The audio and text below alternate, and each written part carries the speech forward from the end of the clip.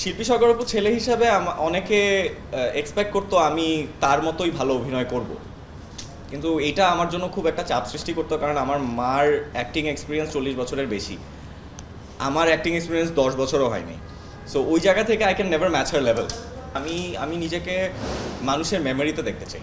মানুষ আমাকে এত পছন্দ করছে, এত ভালোবাসছে, আমার কাজ এত দেখছে, অবশ্যই আমি খুব এনজয় করি এটা। আমি আমি আমি খুব অ্যাপ্রিসিয়েট করি মানুষ আমাকে যে ভালোবাসাটা দিচ্ছে। আরেকটা কথা আমরা বলি যে আমরা যারা অভিনয় করি, আমি এই জায়গায় আসতে পেরেছি আমার দর্শকের কারণে। আমার দর্শক আমার কাজ না দেখলে আমি কখনোই এই জায়গায় থাকতাম না। তো আমি আমার দর্শকের কাছে সবসময় কৃতজ্ঞ থাকি। আমি প্রত্যেকটা কাজের পরে আমি আমার ডিরেক্টর, কো আর্টিস্ট সবার কাছে গ্রেটফুল থাকার পাশাপাশি আমি আমার দর্শকদের কাছে গ্রেটফুল থাকি। সো আমি চাই যে আমার অভিনয় মানুষ পছন্দ করুক, সে মেয়ে হোক আর ছেলে হোক। আমি নিজেকে কোথায় দেখতে চাই এটা যদি আপনি কোয়েশ্চেন করেন, আমি নিজেকে মানুষের মেমোরিতে দেখতে চাই। আমি যদি নাও থাকি, আমি চাই মানুষ আমাকে মনে রাখুক, আমার কাজ দিয়ে হোক, আমার মানে কাজ দিয়েই মনে রাখুক। তো মানে সেটার জন্য আমাকে যতটা পরিশ্রম করা দরকার আমি করব, এবং আমি যেদিন থাকবো না সেদিনও যদি মানুষ আমাকে মনে রাখে, that's going to B my success.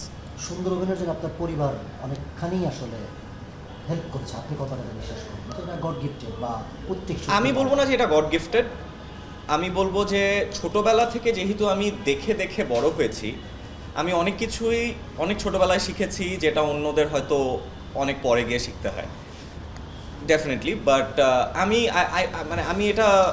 আমি বলবো যে সবাই ইকুয়ালি ট্যালেন্টেড, এবং যার যেখানে ইন্টারেস্ট থাকে সে সেখানে এফর্ট দেয়, এবং এফর্ট দেওয়ার জন্য তার স্কিলস ডেভেলপ হয়। আমি অভিনয়ে ইন্টারেস্টেড, যার কারণে আমি এফর্ট দিয়েছি, আমি হয়তো কিছুটা স্কিল ডেভেলপ করতে পেরেছি। আমি মনে করি যে এভরিবডি ইজ ইকুয়ালি ট্যালেন্টেড, এক একজনের ইন্টারেস্ট এক এক জায়গায়, আর ট্যালেন্ট ইজ নট ইনাফ। ট্যালেন্টের সাথে আপনি যদি হার্ডওয়ার্ক না করেন, আপনি কোথাও যেতে পারবেন। আর শুরুর দিকে একটা চাপ আমি ফেস করতাম কি, শিল্পী স্বগর্ভ ছেলে হিসাবে অনেকে এক্সপেক্ট করতো আমি তার মতোই ভালো অভিনয় করব, কিন্তু এটা আমার জন্য খুব একটা চাপ সৃষ্টি করতো, কারণ আমার মার অ্যাক্টিং এক্সপিরিয়েন্স 40 বছরের বেশি, আমার অ্যাক্টিং এক্সপিরিয়েন্স 10 বছরও হয়নি। সো ওই জায়গা থেকে I can never match her level. তো এইটা প্রথম দিকে আমি একটু প্রেশার ফিল করতাম, সবাই এক্সপেক্ট করতো যে আমি আরও অনেক ভালো অভিনয় করব, যেটা আমি পারতাম না তখন। তো ওই একটা প্রেশার ফিল করতাম। বাট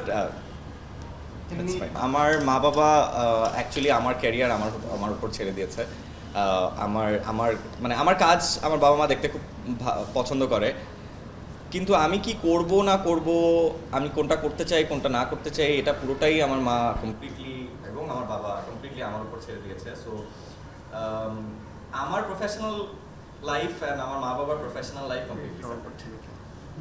আমি যে প্ল্যাটফর্মেই কাজ করেছি, সেটা ওটিটির জন্য হোক, সেটা ছবির জন্য হোক, সেটা নাটকের জন্য হোক, সেটা বিজ্ঞাপন হোক, আমি আমার 100%টা দেওয়ার চেষ্টা করেছি।